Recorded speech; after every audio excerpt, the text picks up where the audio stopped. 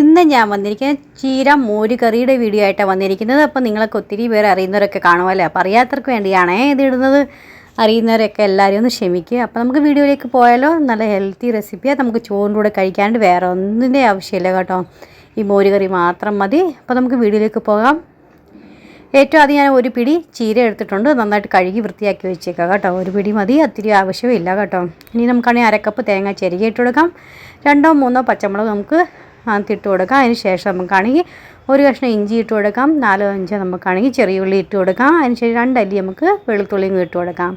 1/2 teaspoon നമുക്ക് ചെറിയ ജീരകവും 1/2 ടീസ്പൂൺ മഞ്ഞൾപ്പൊടിയും ഇട്ട് ഒരു 2-3 ടേബിൾ സ്പൂൺ നമുക്ക് വെള്ളം കൂടെ ഒഴിച്ചിട്ട് നന്നായിട്ട് സ്മൂത്തായിട്ട് നമുക്ക് അരച്ചെടുക്കാം. ഇതുപോലെ ഞാൻ അരച്ചെടുത്തിട്ടുണ്ട്. നമുക്കാണെങ്കിൽ ആ മിക്സി ജാറിൽ തന്നെ 1 കപ്പ് തൈരും എടുത്തിട്ട് അതും നന്നായിട്ടൊന്ന് അടിച്ച് വയ്ക്കാം. നമുക്ക് ഇനി ഒരു കടായി എടുക്കുക. കടായിലേക്ക് നമുക്ക് എണ്ണ ഒഴിച്ചു കൊടുക്കാം. എണ്ണ നന്നായി ചൂടായി കഴിയുമ്പം ഒരു 1/4 ടീസ്പൂൺ നമുക്ക് ഉലുവ ഇട്ട് കൊടുക്കാം. ഒരു 1/2 ടീസ്പൂൺ കടുക് ഇട്ട് കൊടുക്കാം. ഇത് രണ്ടും പൊട്ടി കഴിയുമ്പം 2-3 ചെറിയ ഉള്ളി അരിഞ്ഞ് വെച്ചിട്ടുണ്ട്, അതും ഇട്ട് കൊടുത്തിട്ടുണ്ട്. കുറച്ച് കറിവേപ്പിലയും ഇട്ട് കൊടുത്തിട്ടുണ്ട്. നമ്മൾ ചീര അരിഞ്ഞ് വെച്ചിട്ടുണ്ടായിരുന്നു, അപ്പോൾ അതും കൂടെ അതിട്ട് ഇട്ട് കൊടുത്തിട്ടുണ്ട്.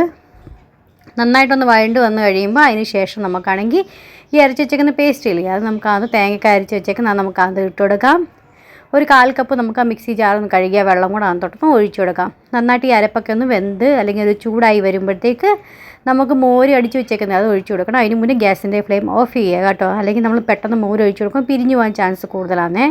അപ്പോൾ ഗ്യാസിൻ്റെ ഫ്ലെയിം ബന്ദാക്കിയതിന് ശേഷമാണ് ഞാൻ അത് ഒഴിച്ചു കൊടുത്ത് നന്നായിട്ടൊന്ന് മിക്സ് ആക്കിയതിന് ശേഷം ഗ്യാസിൻ്റെ ഫ്ലെയിം ഓൺ ചെയ്യാം. ലോ ഫ്ലെയിമിൽ വെച്ച് കൊടുത്താൽ മതി, തീ കൂട്ടി വെക്കേണ്ട ആവശ്യമില്ല. നമുക്ക് 1 കപ്പ് വെള്ളം കൂടെ ഒഴിച്ചു കൊടുക്കാം. തിക്നെസ് എങ്ങനെയാണ് വേണ്ടതെന്ന് വെച്ചാൽ അതനുസരിച്ച് വേണം വെള്ളം ഒഴിച്ചു കൊടുക്കാനായിട്ട്.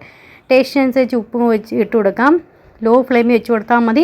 ചെറുതായിട്ടൊന്ന് ചൂടായി വരുമ്പോഴത്തേക്കും നമുക്ക് ഗ്യാസിൻ്റെ ഫ്ലെയിം ഓഫ് ചെയ്യാവുന്നേ ഉള്ളൂ. അപ്പോൾ നമ്മുടെ ചീര മോര് കറി റെഡി ആയിട്ടുണ്ട് സെർവ് ചെയ്യാനായിട്ട്.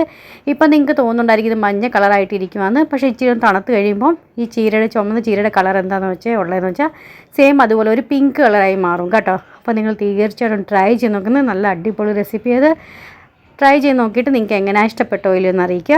ഇഷ്ടപ്പെട്ടെങ്കിൽ പറയുന്നതുകൊണ്ട് ലൈക്ക് ചെയ്യാനും ഷെയർ ചെയ്യാനും സബ്സ്ക്രൈബ് ചെയ്യാനും മറന്നു പോലെ. നെക്സ്റ്റ് ഒരു വീഡിയോ ആയിട്ട് വീണ്ടും കാണാം.